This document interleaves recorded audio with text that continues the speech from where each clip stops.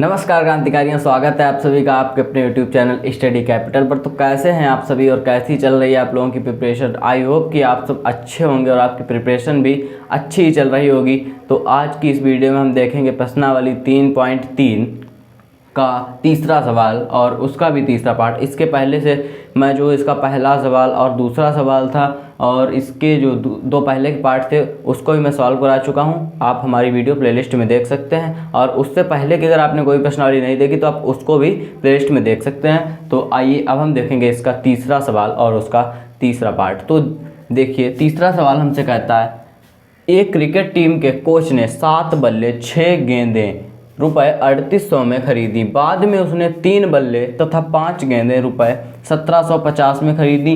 प्रत्येक बल्ले और प्रत्येक गेंद का मूल्य ज्ञात कीजिए। तो हमको इसमें करना क्या है, सिंपली तो सबसे पहले तो हल। हमको एक गेंद और एक बल्ले का मूल्य ज्ञात करना है। हमको दो शर्तें दी गई हैं जिसमें 7 बल्ले और 6 गेंदों का मूल्य 3800 है और दूसरी शर्त में 3 बल्ले और 5 गेंदें उनका मूल्य 1750 रुपये। तो देखिए, माना हमको तो एक बल्ले का मूल्य चाहिए और एक गेंद का मूल्य चाहिए। तो हम एक बल्ले का मूल्य मानेंगे। माना एक बल्ले का मूल्य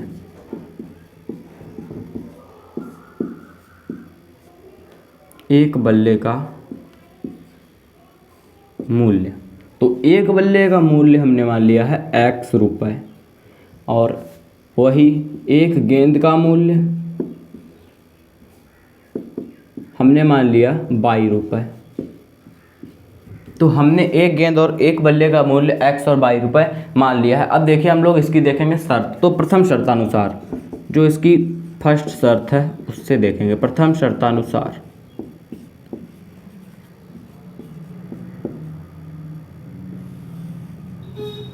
तो प्रथम शर्त हमारी 7 बल्ले और 6 गेंद। तो एक बल्ला हमारा x है तो 7 बल्ले कितने हो जाएंगे, 7x।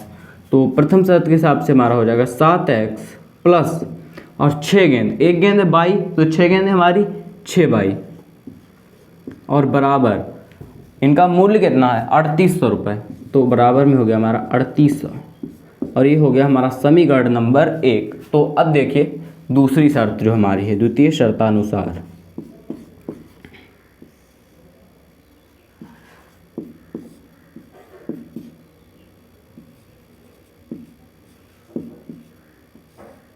तो दूसरी शर्त में हमसे कहा गया है 3 बल्ले और 5 गेंद। तो हमारा क्या हो जाएगा 3x प्लस 5y और इसकी वैल्यू कितनी है 1750 रुपये। ये हमारा हो गया समीकरण नंबर 2। अब हमको क्या करना है, समीकरण 1 से हम समीकरण 2 से हम मान प्रतिस्थापित कर लेंगे। तो समीकरण 2 से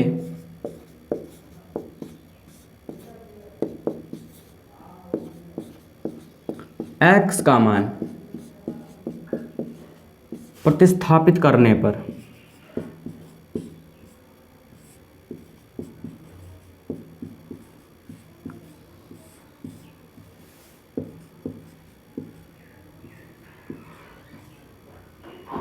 तो हम क्या करेंगे, समीकरण 2 से x का मान प्रतिस्थापित कर लेंगे। तो समीकरण 2 हमारा क्या है 3x प्लस 5y बराबर 1750। तो अब हम 5y का उधर पक्षांतर कर देंगे तो हो जाएगा हमारा 3x बराबर 1750 माइनस 5y और x बराबर x, यहाँ पर 3 गुणे में है तो नीचे आएगा तो भाग का हो जाएगा, इधर जाएगा जब पक्षांतर में तो बटे में 3। और ये हमारा हो गया समीकरण नंबर 3 और इसकी वैल्यू हम रख देंगे समीकरण 2 में। समीकरण 2 में इसकी वैल्यू रखने से अच्छा है हम क्या करेंगे, समीकरण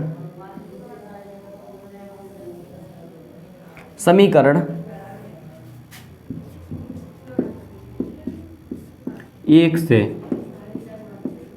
x का मान प्रतिस्थापित करने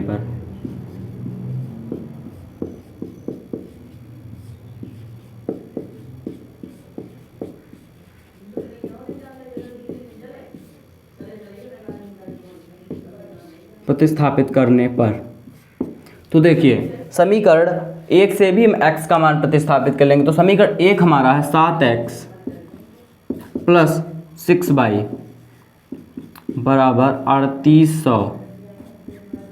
तो 7x और 6y का हम उधर पक्षांतर कर देंगे तो 3800 माइनस 6y। तो ये हमारा 7x है, तो x 7 का हम पक्षांतर कर देंगे। तो देखिए x बराबर 3800 माइनस 6y और बटे में 7। ठीक है, तो ये भी हमारी x की वैल्यू है, ये भी हमारी x की वैल्यू है, और इसको हम मान लेंगे समीकरण नंबर 4। और समीकरण 2 और समीकरण 1, समीकरण 3 और 4, समीकरण 3 का मान उठा करके समीकरण 4 में रख देंगे, या फिर ऐसे भी लिख सकते हैं समीकरण 3 बराबर समीकरण 4। तो समीकरण 3 बराबर समीकरण 4। तो ठीक क्रांतिकारी, समीकरण 3 का मान हमारा है 1750 माइनस 5y, 1750 माइनस 5y बटे में 3 और बराबर हमारा है 3800 माइनस 6y और बटे में हमारा है 7। अब हमें इसका हम कर देंगे क्रॉस मल्टीप्लाई। तो देखिए क्रॉस मल्टीप्लाई में क्या होगा, पहले तो इसका करते हैं। तो 175 का 7 बार, तो 175 गुणे 7,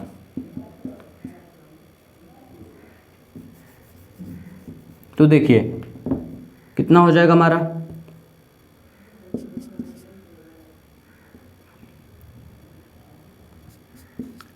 सबसे पहले हो जाएगा हमारा 0, फिर हो जाएगा 7 पंच 35 के 5, हासिल लगा 3, 7 सत्ते 49, 3 52 के 2, हासिल लगा 5, 7 एकम 7 और 5 12। तो ये हमारा हो गया 12,250 और माइनस 7 और 5 35y, माइनस का 35y बराबर 3800 माइनस 6y। तो 3800 3 बार अगर हो जाए, 3800 का 3 बार गुणा, 38 3 कितना होगा, तो 38 3 90 और 8 3 के 24, तो 114। तो 114 और डबल जीरो इसके आगे, और ये हमारा हो जाएगा माइनस का 18y। तो अब इसका पक्षांतर कर देंगे तो 12,250 माइनस 11,400 बराबर में माइनस का 18y और प्लस का 35y।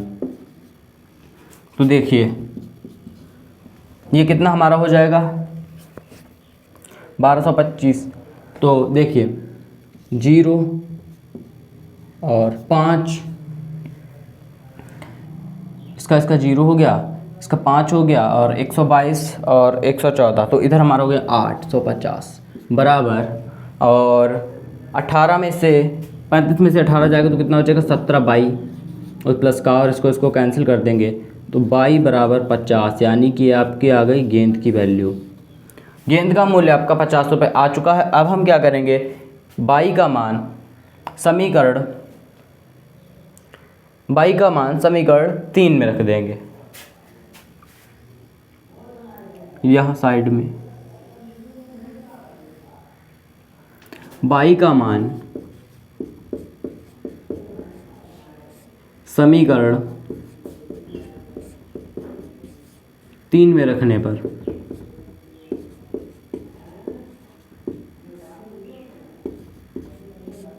तो समीकरण 3 हमारा x बराबर 1750 माइनस 5y बटे में 3, तो x बराबर हमारा हो जाएगा 1750 5 और 5y की वैल्यू है हमारी 50 और बटे में हमारा हो जाएगा 3, तो x बराबर हमारा 1750 माइनस 250 डिवाइड बाई 3 और x बराबर 1500 और बटे में 3, तो x बराबर हमारा आ गया 500।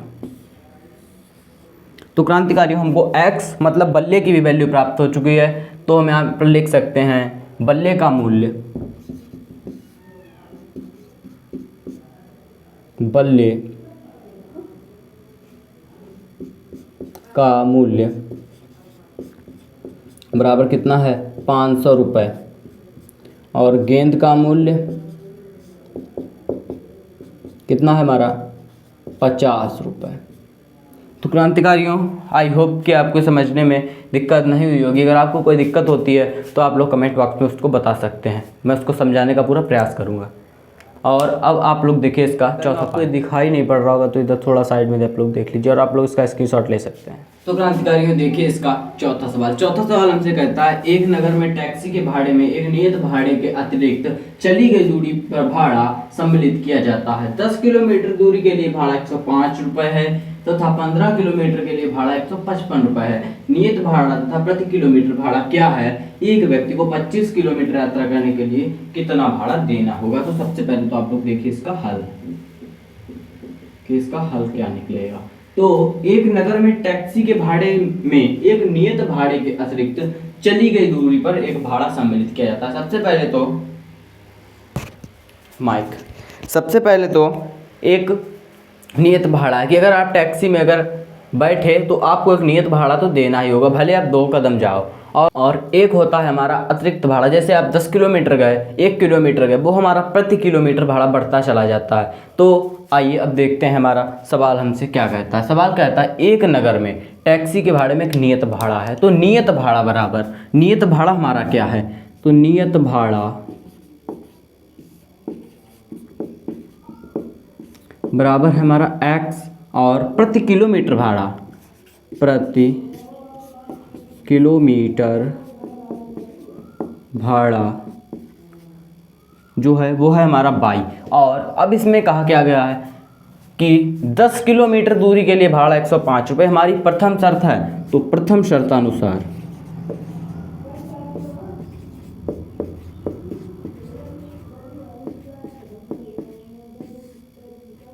तो 10 किलोमीटर दूरी के लिए, तो सबसे पहले तो 10 किलोमीटर की बात बाद में, सबसे पहले तो अगर कितना भी अगर वो गया है तो सबसे पहले एक नियत भाड़ा तो है ही। तो सबसे पहले एक नियत भाड़ा और उसमें अतिरिक्त भाड़ा जो होगा वो जोड़ा ही तो जाएगा, जोड़ के ही पैसे लेगा ना, गुणा करके लेगा ना माइनस करके लेगा।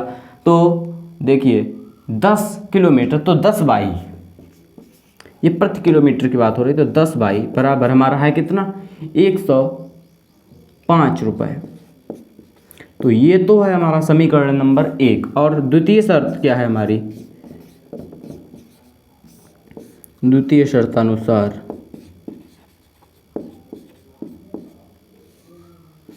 दूसरी शर्त हमारी है, सबसे पहले तो x उसमें भी रहेगा। तो 15 किलोमीटर तो 15 बाई और किराया कितना है हमारा 155 रुपये। ये तो हो गई बात हमारी, दोनों समीकरण बन के तैयार हो गई है हमारा समीकरण नंबर 2। अब हम क्या करेंगे, समीकरण 1 से x का मान निकाल लेंगे। तो समीकरण 1 से x का मान प्रतिस्थापित करने पर हम लोग x का मान प्रतिस्थापित कर लेंगे।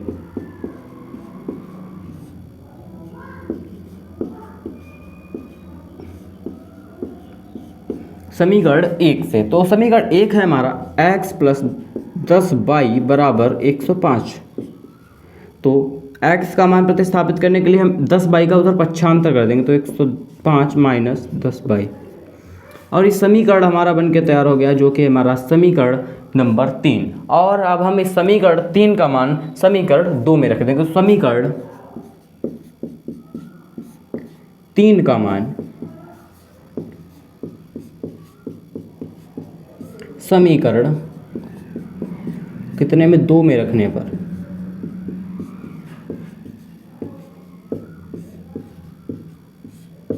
तो ये मान हम समीकरण 2 में रख देंगे। तो समीकरण 2 हमारा है x प्लस 15 बाई बराबर 155। तो x की वैल्यू हमारी कितनी है आप लोग देखिए, तो x की वैल्यू हमारी 105 माइनस 10 बाई। तो 105 x की वैल्यू हम रख सकते हैं 105 माइनस 10 बाई और प्लस 15 बाई बराबर 155। तो देखिए 105 का हम कर देंगे पक्षांतर, तो माइनस का 10 बाई, तो देखिए माइनस का 10 बाई और प्लस का 15 बाई, तो हमारा प्लस का 5 बाई ही रह जाएगा। और 155 और माइनस का इधर हो जाएगा 105 पक्षांतर में, तो 5 बाई बराबर में 50 और 5 से ये कैंसिल हो जाएगा, तो हमारा हो जाएगा बाई बराबर 10। और अब हम क्या करेंगे, बाई का मान समीकरण 3 में रखने पर, बाई का मान समीकरण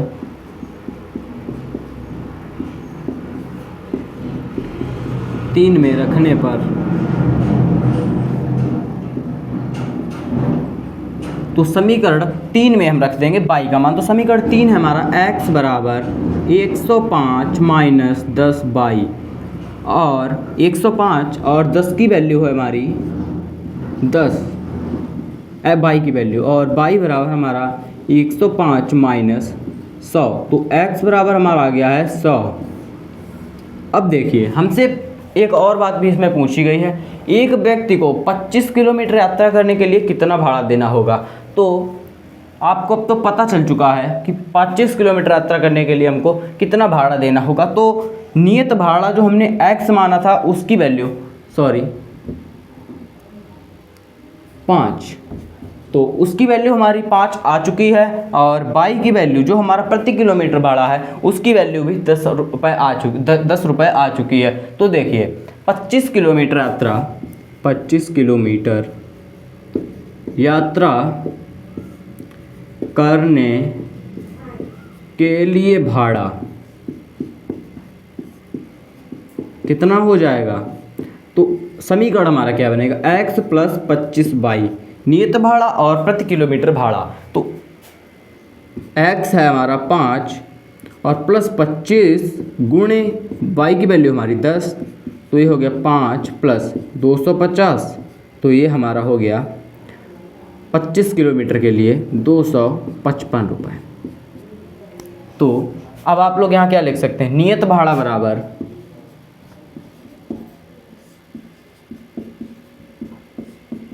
कितना है 5 रुपये, और प्रति किलोमीटर भाड़ा हमारा है 10 रुपये, और 25 किलोमीटर के लिए भाड़ा हमारा है 255 रुपये।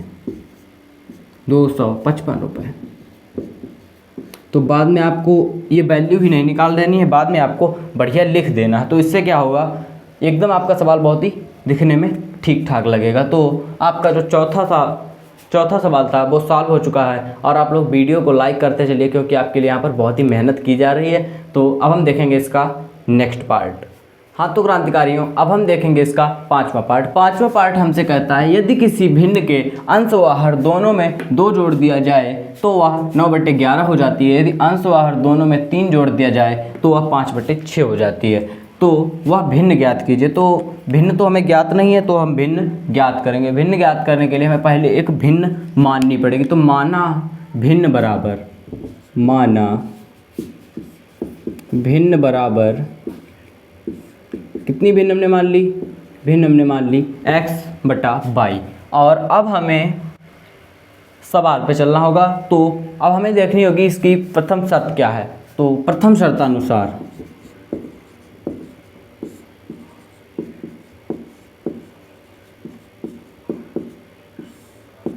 प्रथम शर्त में हमसे कहा क्या गया है कि अंश व हर दोनों में 2 जोड़ दिया जाए तो भिन्न 9/11 हो जाती है। तो ये तो रही हमारी भिन्न x/y, और इसके अंश व हर दोनों में 2 जोड़ दिया जाए तो इसमें भी हमने अंश में भी 2 जोड़ दिया और हर में भी 2 जोड़ दिया। ये हमारी हो गई 9/11। तो अब हम इसका करेंगे क्रॉस मल्टीप्लाई। तो ये हमारा हो जाएगा 11x प्लस 22 बराबर 9y प्लस 18। और अब हम इसका पक्षांतर करें तो 11x माइनस 9y बराबर माइनस का 4। जब हम इसका -22 हो जाएगा तो पक्षांतर करेंगे तब। और अब हम देखेंगे द्वितीय शर्त। तो द्वितीय शर्त हमसे कही गई है, यदि अंश व हर दोनों में 3 जोड़ दिया जाए। तो अब हम अंश व हर दोनों में 3 जोड़ देंगे। तो द्वितीय शर्तानुसार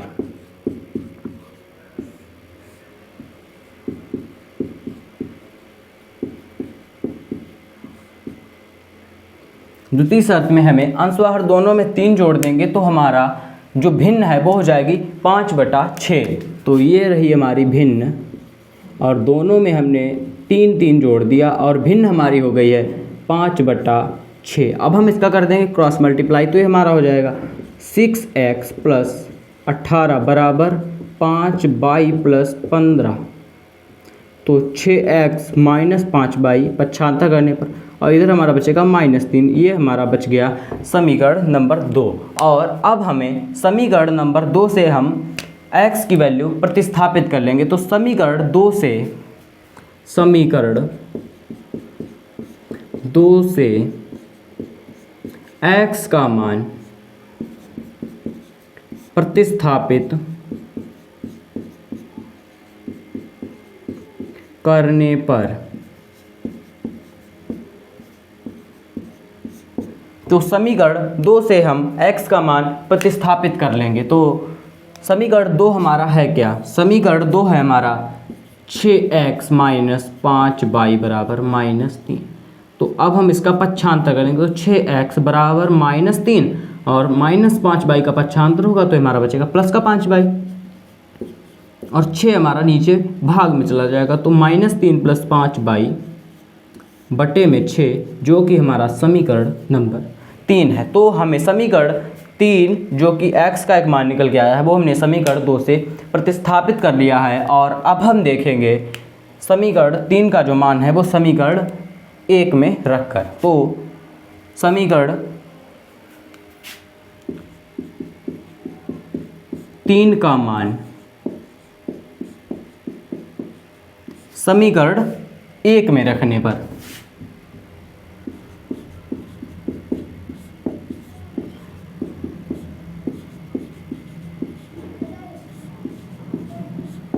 तो हम समीकरण 3 का मान समीकरण 1 में रख देंगे। तो देखिए समीकरण 1 है हमारा 11x - 9y बराबर -4, और x की वैल्यू हमारी आप लोग देख रहे हैं, x की वैल्यू है -3 + 5y और बटे में 6 और -9y बराबर -4। तो देखिए ये हमारा 11 और -3 का गुणा होगा तो -33, और ये हमारा हो जाएगा -55y और बटे में 6 -9y बराबर -4।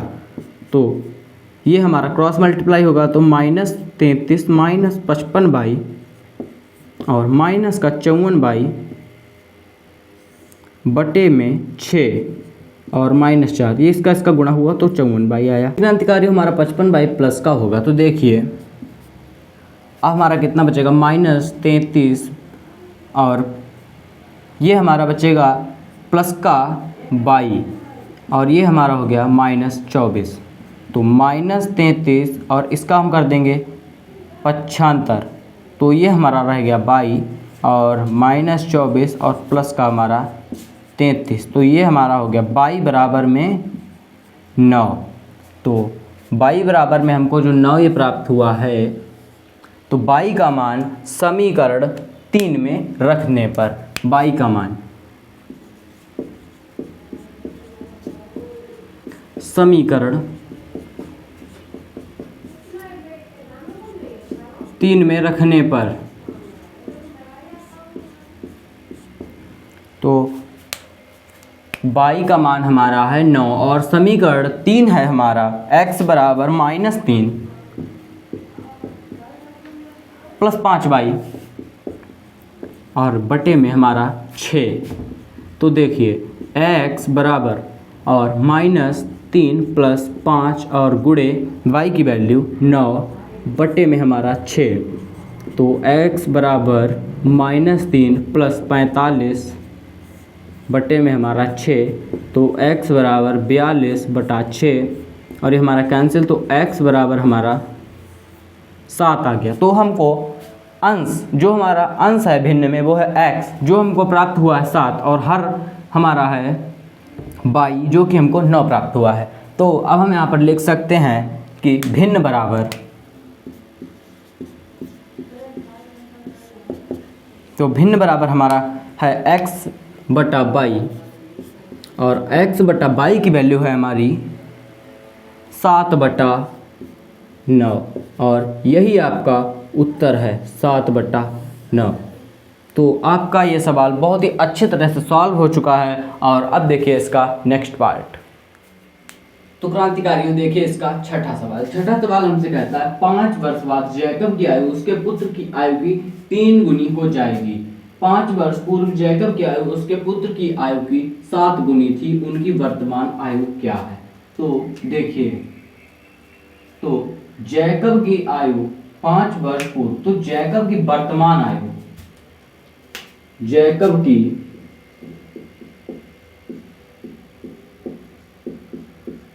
वर्तमान आयु बराबर हम मान लेंगे x वर्ष। और कौन दूसरा कैरेक्टर है उसका? पुत्र। तो पुत्र की वर्तमान आयु बराबर हम मान लेंगे y वर्ष। तो हमने x और y मान लिया। तो अब आ गई है बात शर्त की। तो अब हम देखेंगे प्रथम शर्तानुसार।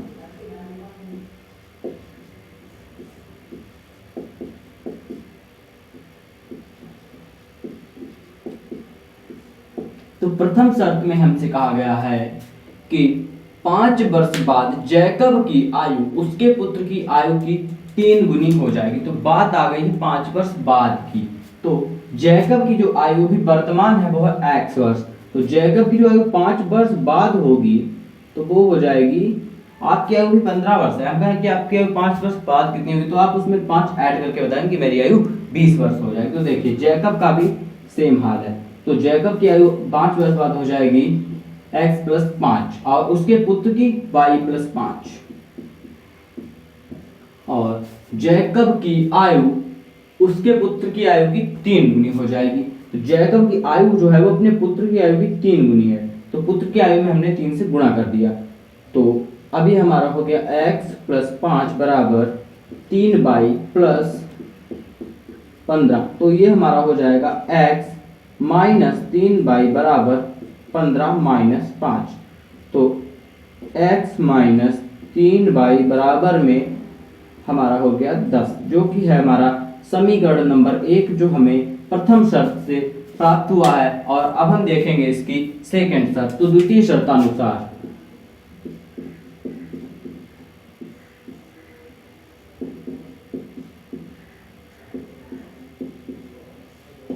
दूसरी शर्त में हमसे कहा गया है कि 5 वर्ष पूर्व जैकब की आयु, 5 वर्ष पूर्व के लिए हम जैकब की आयु से माइनस कर देंगे। 5 वर्ष पूर्व जैकब की आयु उसके पुत्र की आयु की 7 गुनी थी। तो पुत्र की आयु y माइनस 5 और जैकब की आयु 5 वर्ष पूर्व अपने पुत्र की आयु से 7 गुनी थी। तो देखिए, तो x माइनस 5 बराबर 7y माइनस का 35। तो x माइनस 7y बराबर माइनस का 35 और प्लस का 5। तो ये हो गया हमारा x माइनस 7y बराबर में माइनस का 30। ठीक, और ये हमारा बन गया है समीकरण नंबर 2। अब हम समीकरण 1 से x का मान प्रतिस्थापित कर लेंगे। तो समीकरण 1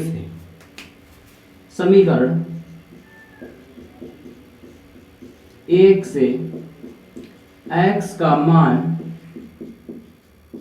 प्रतिस्थापित करने पर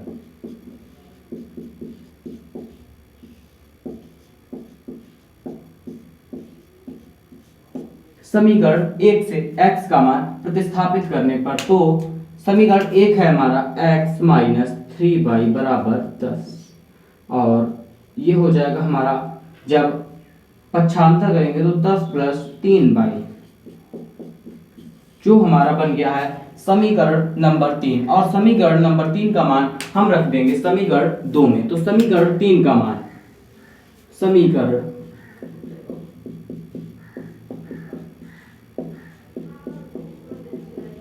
3 का मान समीकरण 2 में रखने पर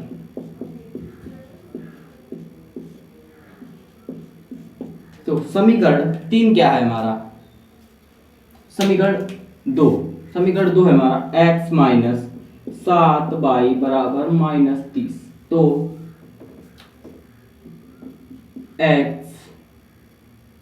x की वैल्यू हमारी 10 प्लस 3y, तो 10 प्लस 3y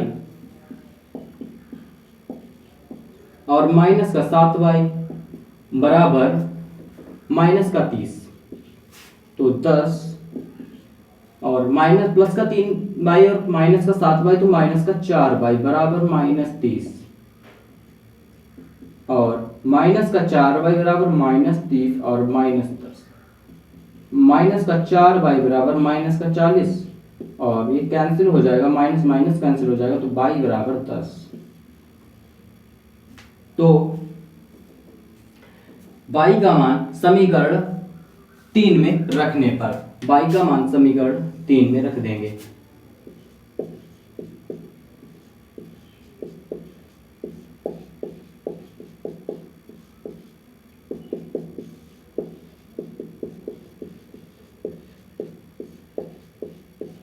तो हमारा समीकरण 3 क्या है, देखिए समीकरण 3 है हमारा x बराबर 10 प्लस 3y, x बराबर 10 प्लस 3y, तो 10 प्लस 3 और y कितना है हमारा 10, तो x बराबर 10 प्लस 40, 10 प्लस 30, तो हमारा हो गया x बराबर में 40। तो जैकब की वर्तमान आयु है 40 वर्ष और उसके पुत्र की वर्तमान आयु है 10 वर्ष। तो हम लिख देंगे जैकब की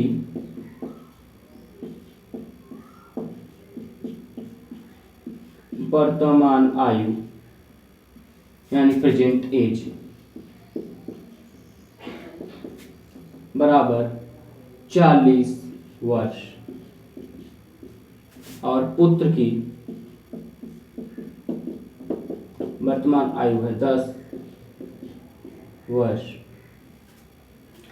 तो क्रांतिकारियों, इसी सवाल के साथ आपकी प्रश्नावली बहुत ही शानदार तरीके से पूरी समाप्त होती है। तो अब आप लोग इन सभी सवालों का रिवीजन करिए और पीछे के जितने सवाल हैं उनका भी रिवीजन करिए और तब तक के लिए चैनल को सब्सक्राइब कर लीजिए, बेल आइकन को ऑल में जाकर प्रेस कर दीजिए। वीडियो अगर अच्छी लगी हो तो लाइक करिए, कमेंट करिए, अपने दोस्तों को भी शेयर करिए और मिलेंगे अगली वीडियो में। तब तक के लिए धन्यवाद।